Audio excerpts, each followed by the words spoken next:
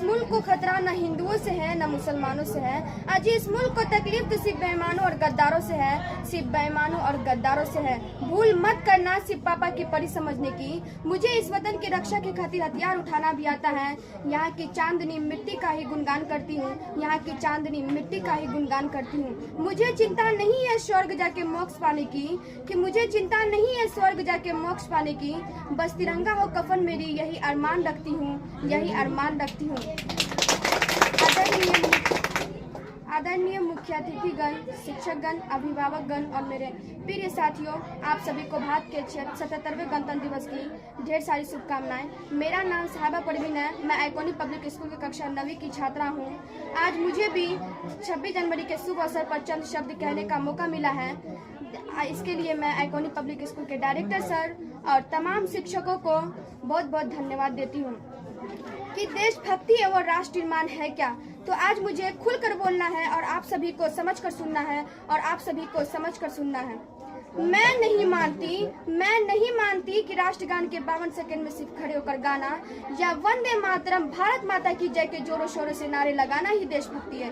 क्योंकि महोदय, ये वो सदी है जहाँ नीति, नियमों और नैतिकता जैसे मूल्यों के धज्जियां उड़ाते लोग नजर आते हैं। और महोदय, ये वो सदी है जहाँ सत्य, अहिंसा, सदाचार, साथियों और सैन्य जैसे मुल्क कौड़ियों के भाव बेचते लोग नजर आते हैं। और महोदय, ये वो सदी है जहाँ घर में दो सगे भाई भी शांति, अमन और चैन के साथ बड़ी मुश्किल से जीते नजर आते हैं। और जिस देश के युवा फेसबुक, व्हाट्सएप और इंस्टाग्राम जैसे सोशल नेटवर्क पर सेटिंग, गेटिंग, चैटिंग और फ्लर्टिंग के माया जाल में फंसे नजर आते हैं। अरे मुझे तकलीफ तो तब होती है जो आज का ये नौजवान युवा, जिसके कंधों पर जिम्मेदारी है राष्ट्र निर्माण की और देश समाज के आंसू और उम्मीदों को जोड़ कर रखने की, वही युवा पबजी गेम में डूबे और शराब की लत में भीगे नजर आता है। पबजी गेम में डूबे और शराब की लत में भीगे नजर आता है। तो मैं इन युवाओं को कहना